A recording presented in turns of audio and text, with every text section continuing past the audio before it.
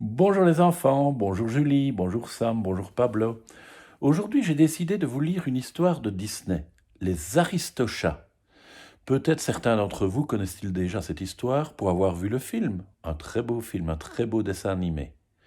Mais pour ceux qui ne connaissent pas encore, eh bien ça va être le plaisir de la découverte.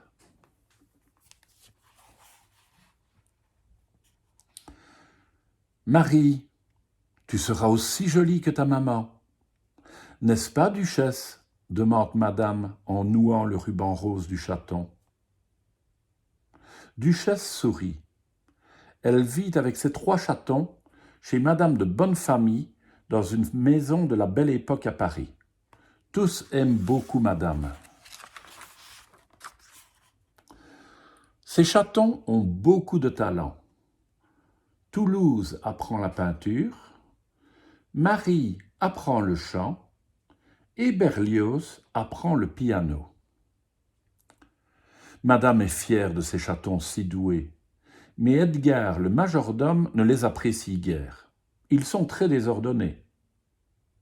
« Je ne suis pas un majordome, maugréait-il. Je suis plutôt le garde-chat de 4 aristochats trop gâtés. »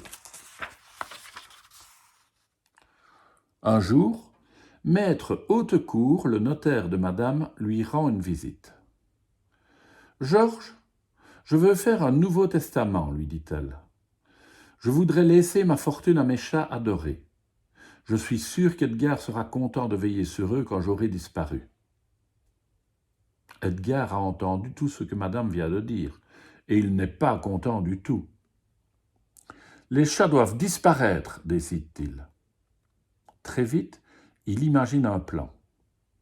Ce soir-là, tout en préparant le dîner des chats, il mélange quelques somnifères dans leur repas.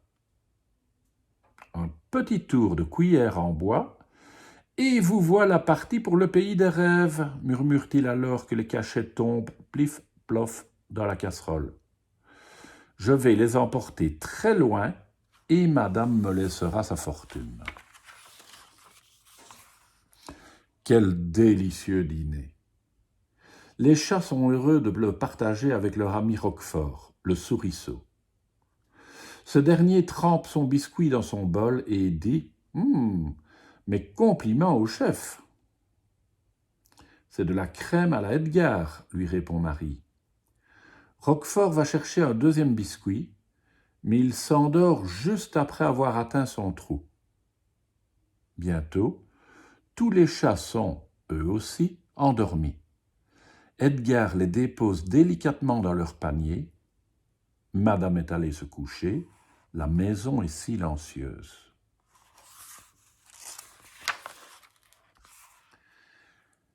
Edgar met le panier dans le sidecar.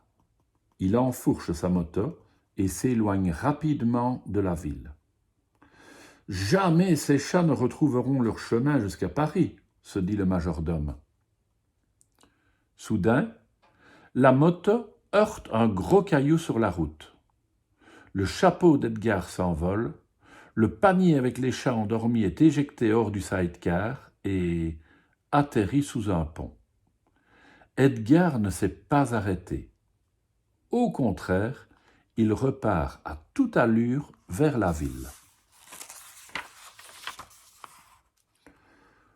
Le lendemain, Duchesse et ses chatons ont une mauvaise surprise au réveil. « Où sommes-nous, maman ?» demande Toulouse. « Ne craignez rien, les enfants, dit Duchesse. Je vais trouver un moyen de rentrer chez madame. » Mais Duchesse ne sait trop quoi faire. Elle aperçoit alors un autre chat. Ce n'est qu'un chat de gouttière, mais il a l'air plutôt amical. « Salut, dit-il. Je m'appelle Abraham Delassi Giuseppe Cazet Thomas O'Malley. Et vous ?»« Duchesse, répond-elle en souriant. Superbe, tout comme vos beaux yeux bleus, dit O'Malley, flatteur. Duchesse rougit. Seriez-vous assez aimable pour nous dire comment retourner à la ville ? Je ne vais pas seulement vous le dire, lui répond O'Malley. Je vous y emmènerai sur mon tapis volant. Hurrah! S'écrient les chatons, alors que O'Malley grimpe sur un arbre voisin. Et voici votre tapis volant qui s'approche, crie-t-il, en montrant un camion de lait cahotant sur la route.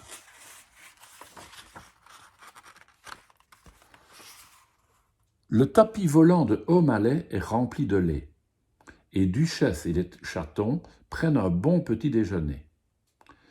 Mais le chauffeur finit par remarquer ses passagers et s'arrête brutalement. « Sautez !» crie O'Malley, et les chats sautent à terre. « Ne craignez rien, dit-il à Duchesse, je vais m'assurer que vous rentrerez à la maison. »« Vous n'avez qu'à me suivre, dit O'Malley, en les conduisant à travers la campagne.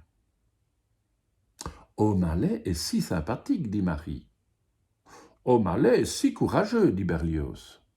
« Quand je serai grand, dit Toulouse, je serai comme O'Malley. » Comme ils arrivent sur une voie ferrée, O'Malley décide de suivre les rails jusqu'à la ville.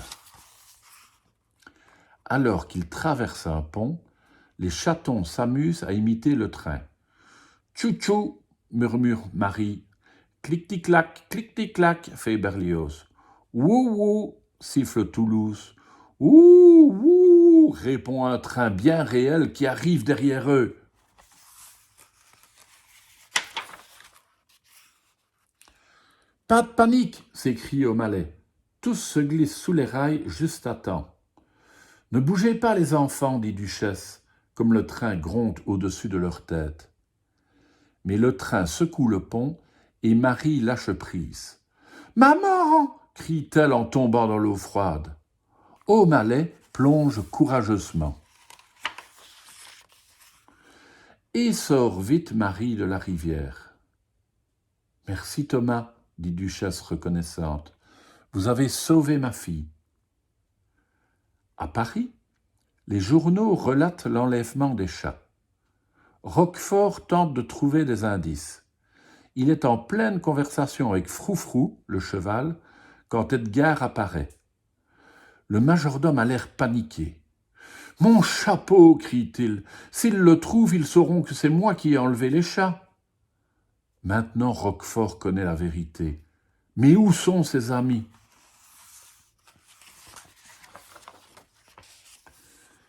Dans le ciel éclairé par la lune, une musique flotte. « Écoutez cette musique, dit Berlioz. »« C'est du jazz, lui répond O'Malley, et ces musiciens sont des amis à moi. Nous allons nous arrêter dans cette maison pour la nuit. » Ils entrent, et O'Malley présente Duchesse à Scat-Cat et sa bande. Puis, O'Malley et Scat-Cat chantent une chanson. Cette musique entraînante donne à tous l'envie de danser.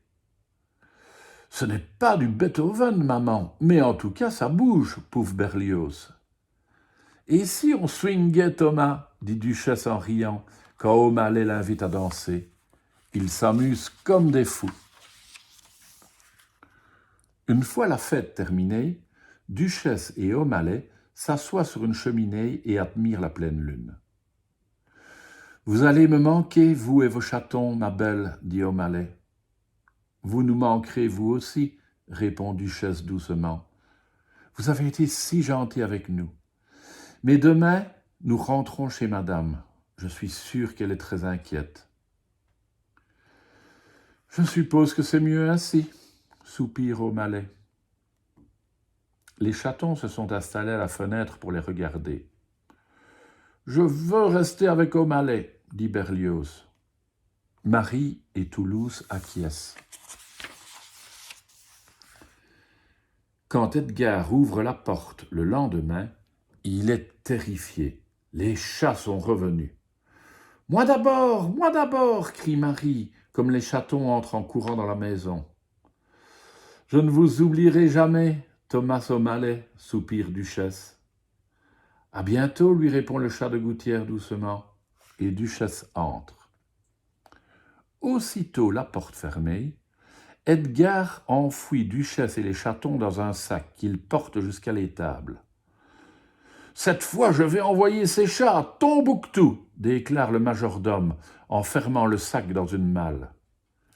Puis il sort pour prévenir le service des expéditions à l'étranger. Par chance, Roquefort a tout vu. Le courageux Souriceau court chercher de l'aide. Il trouve O'Malley qui lui demande de rameuter Scat-Cat et sa bande.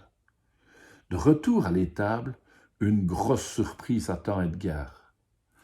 Pendant que Scat-Cat et sa bande s'occupent d'Edgar, Roquefort et O'Malley délivrent Duchesse et les chatons.